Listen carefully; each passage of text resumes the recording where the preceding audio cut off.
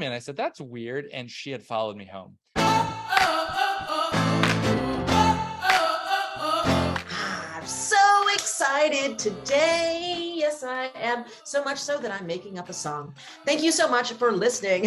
Yay! To Beep, I Wish I Knew in My 20s. Boy, am I excited. As you know, here we're sharing stuff to lift up the next generation of people and tell you some stuff that we wish we knew. And today I have my friend and also an incredible human outside of our friendship, Nick Gray. I can't wait to talk to you about all the things I wish I would have known in my 20s, because I wish I would have known this stuff. I would have been yes to everything.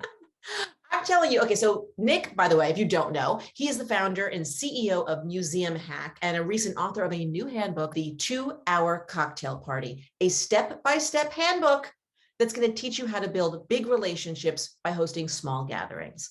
2-Hour Cocktail Party. Yes. I'm loving this. And you know why? Because I love something that is finite. Yes, it is finite and it's respectful. And we're going to teach anybody. I will teach them how they can do it if they want to, because in your 20s, you need to build a network, even though the word networking gets such a bad name. But I'll talk about that whenever. I'm just excited to be hanging out with you and for this new show and just to share some cool advice. I'm so excited. You literally created your life, your career, your friend circle, your business, your trajectory. Let's talk about how we met. Because I think if we talked about that and then suddenly this call ended, people would still get a lot out of this. Yes, 1,000%. I'm going to tell them exactly how we met. Okay. I met you in Whole Foods in Union Square in New York City. You were wearing an absolutely slamming dress. You were hanging out. I don't know if you were working or you were eating or something. I was eating. Yeah, right? I'm just eating. But I just saw you and I was like, that is an awesome dress. And I made a compliment and you were receptive to the compliment and we chatted and we got to become friends. And I think that that's a great story. I love that story for so many reasons. So some of the takeaways, and I know you're like, well, this is just a story about two people meeting. No, people who are listening to this, let me tell you. Okay, first of all, if you wear something that's got a little bit of pizzazz, is that the right word? A little something. Like I remember this dress because it is actually a thrift store find skirt that I wore as a dress, pulled it up as a dress, and then had this cute little belt with roses on it. Like it was just different. You have something that someone can compliment you on. You're kind of, putting yourself out there in a little bit bigger way. But also the flip on that is go up to someone and say, hey, cool dress. Yes. Two things that I'm thinking about. Number one, if you don't have clothes right now that people are saying to you and giving you compliments about, real talk, it probably means you don't have good style. And that's okay, because I don't have good style either. But you may have friends in your life who have good style. And all you need is one piece. Just like Debra said, one thing. I'll tell you mine. I have a very quirky wallet. The wallet is very weird. It's very unique. It looks like it's made out of an airmail envelope. And that wallet, every time I go to pay for something, I get a compliment from somebody at a cashier or something like, that looks really cool. Or I have a watch band that's yellow and it's bright yellow. I'm wearing all white, but it's a bright yellow. And it just makes it easy for somebody to give a compliment. So I think the tip is, give people things that make it easy for them to give you a compliment. And you know what? You don't have to be a certain size. You don't have to spend a lot of money. I think people are generally friendly. They just want accessibility points to begin the conversation. Yes. Okay. So I remember going to a party that you threw, and I remember being a much different party than the parties I normally go to. And by the way, you would be so upset with me because we had a barbecue at our house. And I felt like I wasn't talking to people enough. I was like, I just felt we were not ready with the food. We kind of blew it, I feel. But people were happy because my husband's a good cook. So anyway. Did you have name tags? No. Debra, why am I even on this show? I know. Well, because I need the reminder. So tell me about how you can throw an excellent, just a couple of things, because it is important in your 20s to be able to throw parties that don't suck like my barbecue just sucked. I bet your barbecue was good. And a lot of people have good parties, but I'm going to tell people how to have a great party. And you can do it cheap for under $100. And it doesn't have to be hard and you don't have to stress about it. And I'm not trying to sell my book. I know that if you're just in your 20s, it can be hard. Do I want to buy this? If you send me an email and you say that you're a friend of Debra's, you listen to her show, I'll hook you up with a free copy of the book. Just send me a note. I'm happy to do that. So Wow. here's the deal. Think about this, the Nick party method, Nick, N-I-C-K. I just kind of made that up with my friend Clay. N stands for, what do you think N stands for, Debra? Be nice. Be No, I don't know. nice and name tags. Be nice by having name tags, because I'm not going to remember people's names. So yes, exactly. And you might be thinking, I'm 25. If I have name tags, my friends are going to kick me out. They're going to think it's a scam, multi-level marketing. But here's the deal. When you add name tags, think about all the different friend groups that you have. You signify to people that there are no cliques at your party. You signify that it's a safe space to make new friends. And probably, since you've graduated college, you've realized it's hard to make friends.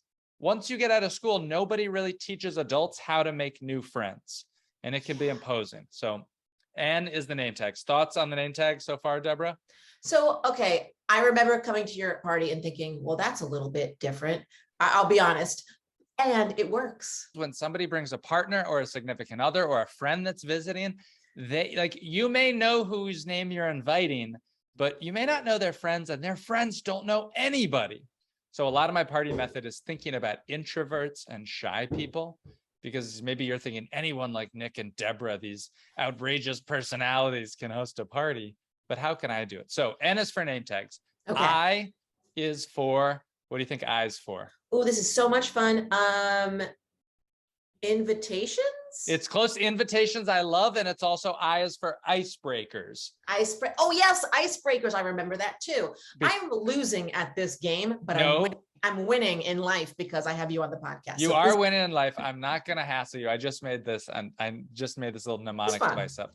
I is for icebreakers, and icebreakers, again, you might think it's a dumb idea, but I'm telling you that the purpose of this party is for your friends to meet other friends, because then you will be seen as a super connector. You will be seen as the hub. You will be seen as the person who hosts these events where your friends get value and get benefit. You're just opening up your circle. You're opening up your circle. And I know we can also talk about dating. These kids in their 20s, they're swiping on the apps, and everybody is app saturated, and they're tired of the apps, and they hate meeting people on that.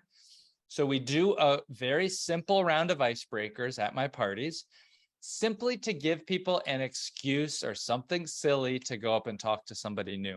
So that's the I. The C stands for cocktails only. Do not try to cook dinner. Do not try to do a barbecue. It's too complicated. For an easy happy hour, I just want you to be successful. So cocktails only. And okay.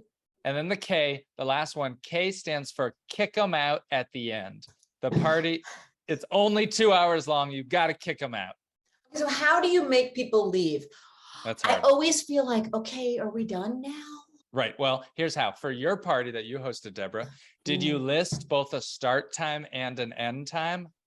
Absolutely not. How do you first get them to leave? Well, you set the expectations from the very beginning that when you host your event that there is an end time. And then when you send the 3 reminder messages that are so important for your party to guarantee over 90% attendance rate, which we can talk about. What's the number one fear of new hosts? That nobody will show up. Yeah, for sure. So K is for kick them out at the end, and you let them know ahead of time. And then about 15 minutes before it's scheduled to end, you would make a last call. And then when it's time to end, you turn the music on, you say, thank you everybody for coming. And you start to clean up kind of, and that's it. And people get the point. And then you know what? You're leaving them wanting more. Yes, that's exactly the point. Yeah. When's the next party? I gotcha. Yep. Thinking back, all the things that you've done. I mean, you've had an incredible TEDx talk. You started 2 companies. What is the one thing you wish you knew in your 20s? I wish I knew in my 20s. Okay, I don't know if I can say this. Can I say this? I think I wish I would have smoked less weed. Because you can say that, sure. I can say this because here's why. I think that now that we're going through this massive legalization and marijuana and all this stuff, we do have to acknowledge that there is some downside of smoking marijuana. And I smoked a lot of marijuana, and that's fine. It's a nice way to unwind. but I also think that there can be some negative repercussions. So that's one thing. But if you're listening to this podcast, you're already someone that's highly motivated. So I trust you to self-medicate or whatever. I think the piece of advice that I wish I would have known is, it's cliche, but that idea of your network is your net worth. I think it really is true that in building up friendships and relationships, it's really important. Further to that, I think that the most influential people that I've met, I haven't met because I knew someone or they're in my family or they're a family friend. Actually, I don't think any family friends ever helped me with anything. I think it's more, I reached out to someone and then said, hi, my name is Debra, and I'm really interested in what you do, or, had some kind of flattery because, hey, who doesn't like being flattered? I really love what you do. Would you have 10 or 15 minutes on a random day this week, maybe like Tuesday or Wednesday, to get together? And I'd love to just pick your brain. I want to get into this business. I will tell you that I did that once many years ago, and that actually came back full circle. And I got this job at CBS News because of the person who I reached out to when I had no business reaching out to them. This network that you have, you can build and you can continue to build, and you should be bold with it and ask for things you think you may not get. Yeah. What's the worst that can happen? Somebody says no. I think Whatever. that in your 20s and out of school or in school, or even in your 30s, even in your 40s, people generally want to help people, and that we drastically underestimate the power of asking for stuff.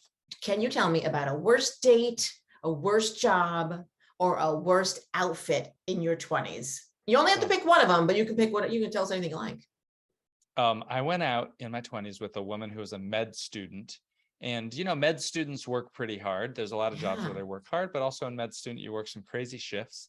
And I think she was just a little miscalibrated, and she ended up drinking a lot of alcohol.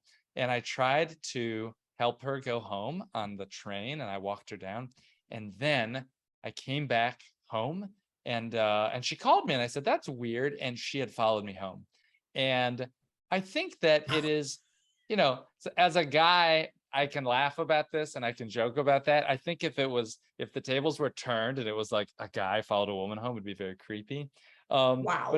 But it's helpful to remember that, I don't know if there's a lesson in this. I don't know. That's okay. Some stories are for entertainment value. Yes. Okay, good. Followed you home. Yeah, that was a little strange. Yeah.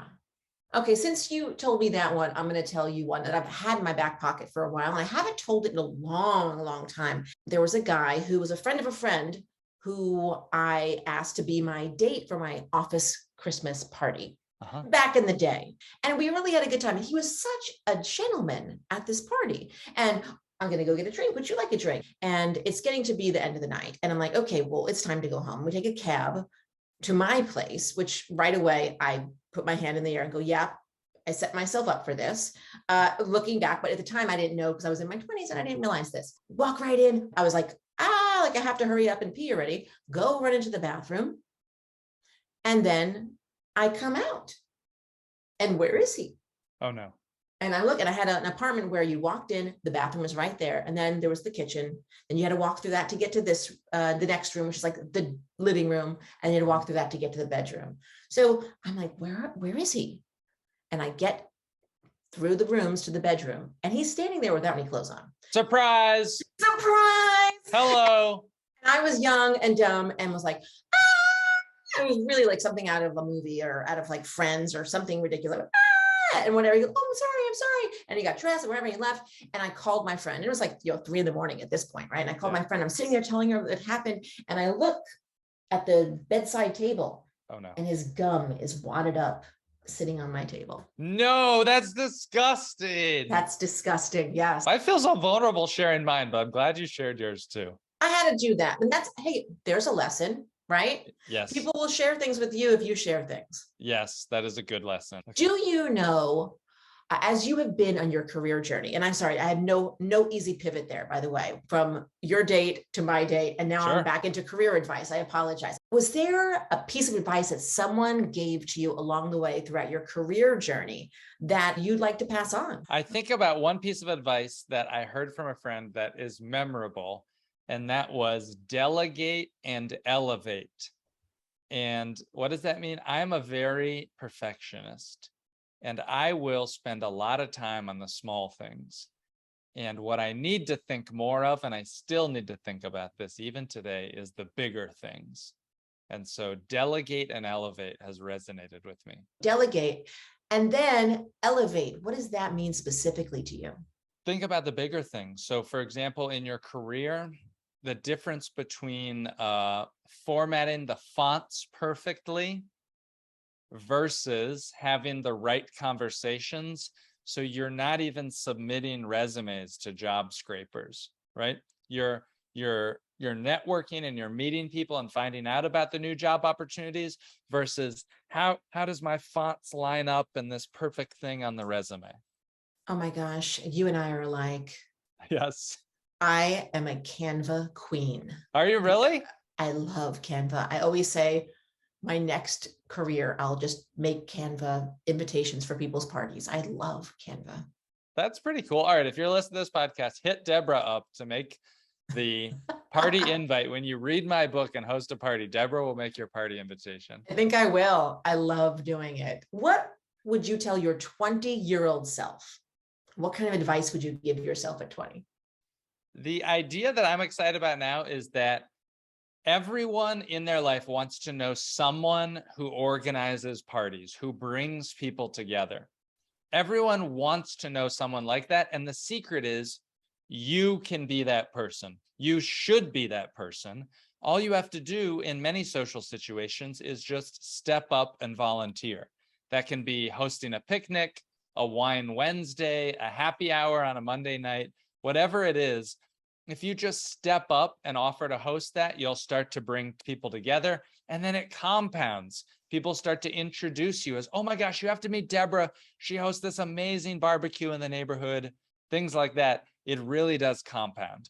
Personally, for advice, we are going to do this barbecue thing again because Josh is very excited about his new grill. Hell yeah. And so he wants to do it every month. So you're that. saying what I need to do is set a start and set an end. Yes, and set an end time. For this last one, what time did it start? Yes, started at 4. I started at 4. And who did you invite? Some neighbors and some friends from my job, from like the old neighborhood. Yeah, we had a whole bunch of people. About how many people showed up? I would say about 10. About 10. So one piece of advice, I think that now that you guys have done it, you could easily host 20 or 25. And that I find, how did you invite people? How did you invite them to it? Like, did you make an invite on Canva? No, we just told them. You just told them. Okay. Yeah. So, like I texted this one, texted that one. Yeah. Okay. So here's my suggestion. I like this site called Mixily, Mixily. It's like Evite or Paperless Post or Eventbrite for making events. I would make an invitation on Mixily, and I would send out the invitation at least 2 weeks in advance of when your next party is. Okay. By giving people that 2-week headway, you're giving yourself what I call the party runway in order for you to really fill up your RSVPs and guarantee a great attendance. Okay. So that's number 1. 2, on the invitation itself, I would include a picture of you and Josh. Okay. Make sure that you have that. Yeah. I am so excited. Oh my gosh. I am talking to like the premier party person. If you take photos, photos is what I need, then I'm going to write a case study about how you upgraded your barbecue. And I want you to do a few more things. Okay. Okay. So, I'm writing. I'm here. So one is you're going to individually message people and send them. You're not going to mass text. You'll be like, hey, Diane, Josh and I are hosting another barbecue. Can I send you the invitation? That's what you're going to ask. You're not going to ask, does she want to come? Nothing. Because it's easy for her to say yes, right? Can you send me an invitation? Of course you can send it to me. Okay. So then you send her a link to the Mixily or to whatever. She will sign up an RSVP. 1 week beforehand, you're going to send a fun, casual reminder message. Hey, everybody, barbecue's next weekend. Can't wait to see you. Looking forward. We'll see you then. Okay. Okay. 4 days beforehand, I want you Whoa. to send another reminder message that includes my secret weapon, something that I call guest bios. Now, guest bios are 1 or 2 sentences about half or more of your attendees. Okay. So for you, it could be Debra recently moved to a new neighborhood. She's a news anchor. She has an incredible sense of style. Ask her or her husband, Josh, about his new barbecue. Okay. So it's a little blurb about each person. It doesn't have to be for everybody at the party, but it's at least half of them and maybe more. Why are you doing this? Because you want your friends to meet each other. And this gives them conversational access points to just go and meet new people. Next thing I want to note is that in the invitation and the reminder messages, you need to tell people that there will be name tags and icebreakers. Okay. You can do that just to give them a heads up and so that there's minimal resistance when they show up. Because somebody like name tags, we need name tag. But if you tell them before they sign up, then they sign up and they buy into the concept of name tags. So I love it. Those are some of my big suggestions. And then you got to get a group photo. You have to set a reminder. You have to put something on your calendar, put it on your phone. You will cherish this group photo. You will print it out and put it on your refrigerator. It'll be a great memory. And ideally, you do it before people start to eat, so everybody's clean and nice. If I say, oh, it's going to be from 4 to 6, you're not going to show up at 5:30. Exactly. Thank you very much. You can create your life with the people that you know. I think it's really important. In fact, the book I'm working on, I have 1 chapter about your network. Really, it's about the people that you surround yourself with. That's how you keep going. You need people who are helping you. Otherwise, they're holding you back. What is it about? Well, shockingly, it's about some beep I wish I knew in my 20s. I like that. That's great. It's part memoir, part self-help. So it's a lot of the stuff that I've learned, but I want to hear what other people have learned. Yeah, I like that a lot. That's cool. Thank you. I know your book is The 2-Hour Cocktail Party, How to Build Big Relationships with Small Gatherings. If I was going to ask you for one book everyone should read, would that be the book? And I do like my book. I think one of the best books. Have you read the book called Atomic Habits? Yes. Not only have I read it, I have listed my daily habits on my wall over here. That's a good book, right? It's an incredible book. I think that's a great book. I love my book, and I think my book is actionable, and it will help you, guaranteed, to host your first party, to make it easy, to make it fun, to make new friends, to build big relationships. It's called The 2-Hour Cocktail Party. You got to check it out. If you don't like it, I'll give you your money back. I can't imagine that someone's not going to like it. I remember the party I went to all those years ago. I remember the moment I met you. I remember the party that I went to. I remember my friend Karen came with me. Like, I remember this, and it was so much fun. That's so awesome. You not only are you giving people actionable advice, you walk the walk. Yes, thank you, Debra. I guess I'm a testimonial for you. Okay, one last question for you. What is one question that you wish I'd asked you?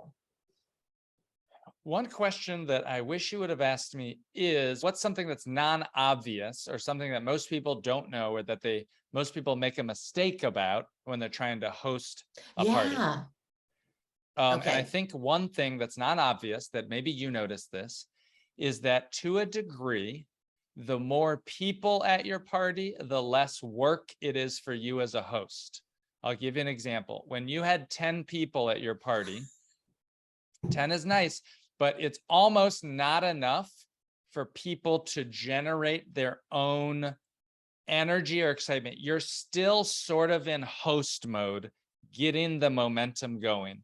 And I find that the sweet spot is really 15 to 20. You're so right.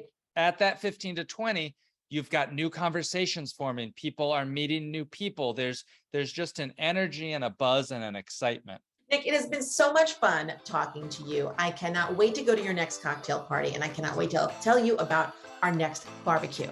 It's going to be a huge success. Thanks for having me. All right, if you want to email Nick, hit him up at nick@nickgray.net. And for his book, The 2-Hour Cocktail Party, check him out at party.pro. Make sure you hit subscribe if you haven't already. Tell a friend, leave a review. It helps more than you know. You can also watch this interview on YouTube. Follow us on Insta and TikTok at Debra Alfarone for more beep I wish I knew in my 20s. And drop your email to be the first to know about new episodes. And guess what? I'll send you my free GTFO confidence guide. Just drop your email at pages.debraalfarone.com. Thanks for listening. We'll see you next time.